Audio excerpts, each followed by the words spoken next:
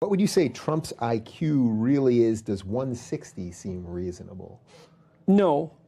This will be quoted in... No, 160 is really, really high. Yeah. I mean, the typical...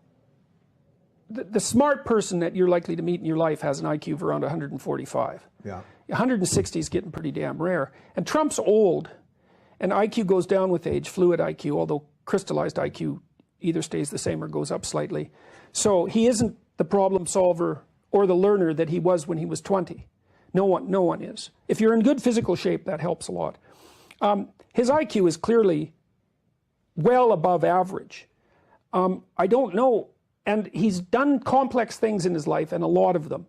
And that indicates that there's something to him, you know, and he hasn't been successful just in one domain. He's been successful in multiple complex domains, each of which were quite difficult. It's very difficult to be a reality TV star that's successful, right? It's very difficult to work in the construction business, and especially on large projects. And I know he's had his economic ups and downs, but he stayed in the game for a long time, very stressful. He's very stress resistant. So he's no dummy. And I mean, it's nice to always think that your political opponent is just stupid, but he's done too many complex things for me to assume that he's somehow, if he wasn't smart, he couldn't have done those things. Yeah, I'm glad you're acknowledging that, because when I see the people that are in hysteric mode and just saying he's this evil nutbag who doesn't know what he's doing and all this stuff, it just seems like such a lazy way of thinking about it. You don't have to like any of the things. You may not like the way he speaks or any of that, but the idea that somehow this is a dumb person, I think, is discounting of just the way humans have to work. This is interesting from Super Chat. Do you have any... Well, he also won the presidency. Right. With a completely original campaign. And it's like, and without spending much money. It's like, okay, is he lucky?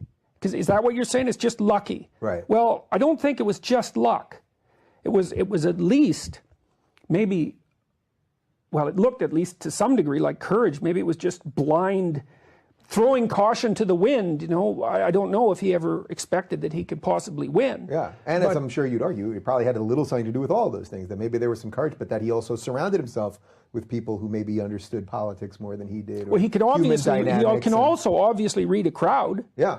Because he was appealing to crowds. And that was partly because he did, I think, try to say what he thought. Now, you could criticize what he thought, and that's fine, but he also didn't prepare the same speech. You know, he didn't prepare a speech and then deliver the same one everywhere, which I think is, I really find that rather reprehensible for people to do that. Yeah. Because they're parroting themselves, or someone else writes their speeches, which is something I can't even imagine. I can't, for what we do, I can't even fathom it, actually.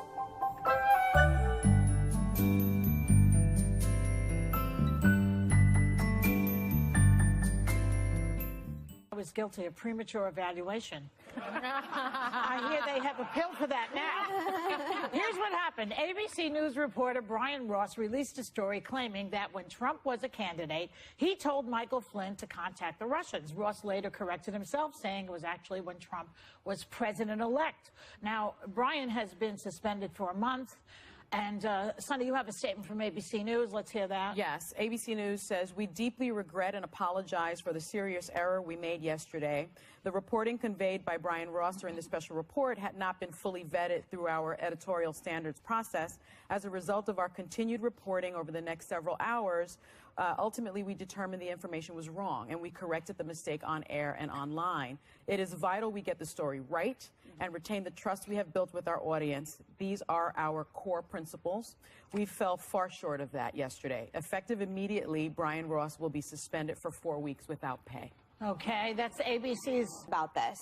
When it happened in real time, I think everyone who was watching the show could see my discomfort at the room erupting like the Dodgers had just run the World Series. Because I do think holding people to both standards. I remember when Obama was in office, Rush Limbaugh saying, "I want my president to fail," and coming out and saying, "I could never get behind that because if our president fails, it means America fails." Yeah. I feel the same way about Trump. I think if we're celebrating a breach of national security, something that is so egregious that I said this on Friday, it's going to tear our country apart, there's no need to be cheering and celebrating, to each their own, whatever. I will say on the fake news note of this, I went to a Christmas party over the weekend.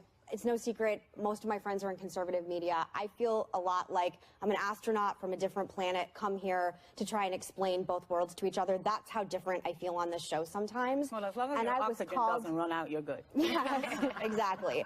And I will say that Fake news and what we did on Friday, that's what I was being accused of being a part of. And I don't want to sit on a show where I feel like we're giving fake news or reacting irresponsibly, because the cut and short of it is, no matter what happens, and by the way, I think this is far from over, but we should take the information that we have and take it in time and explain it to people, because having one piece of information, which ended up being fake news, in my opinion, it doesn't mean that an impeachment trial will start this evening. Do you believe that Brian Ross deliberately did that and put it out as fake news? I don't think it was deliberate, but I think it was fake news. But that's what fake news means. The Dow dropped 350 points after it happened. There are real-life ramifications. That might have had something to do with Flynn and Mueller. But I'm just saying, but it was fake news, and then the Dow dropped. There are real-life ramifications to this. Let me just say one more thing. 71% of Alabama voters don't believe that Roy Moore, they don't believe the news about Roy Moore being a child molester, no matter how many people have come out to say it. That is a complete and total distrust and lack of responsibility on the media's part. Let me tell you. No, they distrust the women. That has nothing to do with the media. No, they distrust the media's take on this. They think that the liberal media. They just report what the women say. But there's such a distrust in our journalists right now that they don't believe what they're saying, because when on Election Day, the day after, you have a bunch of people going on TV demanding impeachment the day after, you think, and I feel this way, that there is a liberal bias that doesn't matter what happens, that you just want to take down Trump no matter what happens and no matter what happens to the country. Look, I think Megan is right. There's a bunch of double standards. But I'll tell you what one of the double standards I feel is. I think that if Hillary Clinton had done half of what Donald Trump has already done under a Republican Congress, the impeachment papers would already be drafted. I also think that, look, you know, we've got to be very careful and really thoughtful about the difference between fake news, real journalism. To me, fake news is when you make up a story about the Clintons running a sex ring out of the basement of a pizza shop that does not have a basement. Or when you make up a horrible conspiracy story and never even regret it and never apologize for it about the death of Seth Rich. Here, Brian Ross made a mistake. The network took action. He's accepted the action. Everybody's apologized, and everybody's admitting it's a mistake because there was no intent. Fake news is a catchphrase that Donald Trump is trying to use, I think, against real news that's inconvenient for him. I agree and we've got to be really careful. Yeah, we have to be very careful with that, because you know, and it is a term, I think, that Donald Trump coined, and I think he coined it because it's so convenient for him, and people are believing him. And I think we really need to remember that our right to a free press is not only in our Constitution, it is the bedrock of our democracy. When you don't have freedom of the press, you have places like China, like North Korea, like Vietnam, like Iran, like Cuba. And so, you know, those people that you're referring to that believe, you know, don't disbelieve the media, I hope that they really look very closely at what is coming out of this administration. Freedom of the press is a right, but it's also a responsibility. But if you go after every shiny ball with one source, again, I think the media the majority of the mainstream media is so hell-bent on taking Trump down. And again, if he has done something that he should be taken down and impeached, it will come out. I have faith that nothing stays a secret, especially in D.C. too long. But stop taking the bait and jumping, because trust me, President Trump was tweeting about this, that it was fake news. It gives ammo to whatever you think isn't real or is a mistake is a mistake. But I mean, the guy made a mistake. And they've already admitted it. So what else can you do about it? Because I'm trying to explain to you that people like myself included, I say liberal media bias when I'm talking about politics all the time. I talk about left-wing media. I think there is an innate misunderstanding of the anger and frustration against... Do you think there's a bias at Fox also? Oh, yes, of course. Oh, so it's not just liberal But I media hope bias. some of the people Megan's talking about that see this as fake news find comfort in the execution of consequences. Because one thing we say is, you know, oftentimes we watch the president do this and there's no consequence. And then he says there's this media that's left-leaning and biased. This is what happens in journalism when you get it wrong, whether it's fired or suspension without pay. There are consequences for getting it wrong. That's true. And that's why I think hopefully people find comfort in that, you know.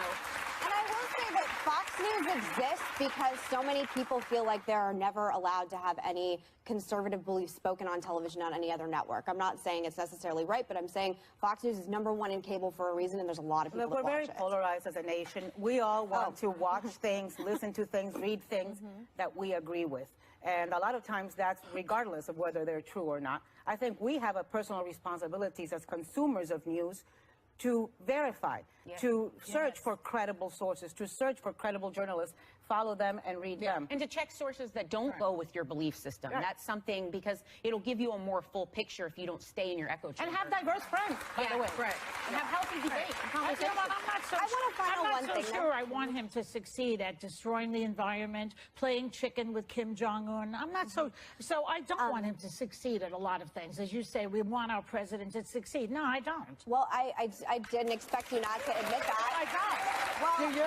So he gets out of the Paris Accords, he antagonizes everybody all over the world. The things that I thought Obama did wrong and the ramifications that I think my future grandchildren will feel, I still, at the end of the day, I love America. I'm a true patriot. I want Trump to succeid. I want Obama to succeed. I want America to continue I love America. It's him I can't stand. We'll be right back with more Hot Clear. I think we view the election, I agree with some of what you're saying. I think that, with all due respect, I spend a lot of time in Red America.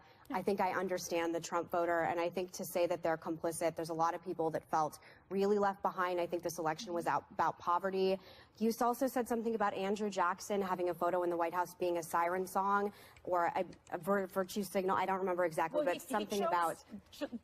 For the viewers that didn't see that, you know, Donald Trump, when he was talking in front of the code talkers, the Navajo Nation, he was doing it in front of a portrait of Andrew Jackson, who was the Indian killer. And he chose to have that portrait in his Oval Office. And I said it was bad optics, but you said it was a signal. And I think for me, it's like sitting here being like, well, why if you have a picture of Andrew Jackson up, that means that you hate Native Americans. But why him at that particular... Can I tell you something? It is... I'm trying to explain my people here on the show every day, and it's an intense challenge. It really is. I try very hard every day. But which are your people? Which are your people? I consider red state people my people. Yeah. Wait a minute. Hold on.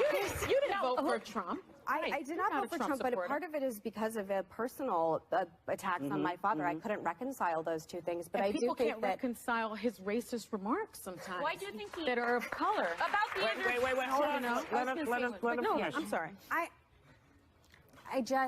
I'm really trying, I try every day to explain Trump and his supporters, and I think that I feel like after Obama's election, I tried very hard to understand why he won, what we weren't doing as Republicans, all these things, and I don't think the same respect is being done to Trump, no matter how much you hate him, and I get it. Trust me, I get how much everybody hates Trump. I understand. But I'm just saying, you are doomed to repeat the same mistakes that you did in 2016 if you think it's only about you're complicit as this voter, you're whatever, and you don't have to listen to me, but I tell you, before I joined the show, I watched your Election Day episode. I was not shocked in the same way that you guys were by Trump's win. I was not surprised. You weren't wearing a black veil like Joy? You weren't shocked as well. But that's true, you weren't shocked. Yeah, no, I wasn't shocked. But here's the thing, really, at this point, he is in there.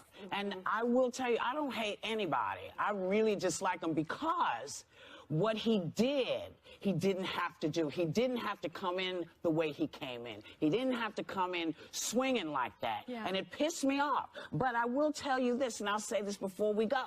Unless y'all, did everybody say what they had to say? I'm not sure yet. I'm not sure. I'm thinking. I think it's thinking. But I also think that, like, a lot of people know disrespect, and please jump in, Joy. Like, a lot of people hate Mike Pence and Paul Ryan. I had a conversation with him on the train that was like, I don't know who's worse, Trump, Mike Pence, or Paul Ryan. And when you call Bush Hitler, when you call my father Hitler, when you call Mitt Romney Hitler, at a certain point, if you cry wolf long enough, the beast shows up. So I'm sitting here telling you that we have to find some common ground here, and I try every single day, and I feel like I'm failing right now. You aren't. No. Wait. Just everybody hold on. We'll be right back because we're going to finish this.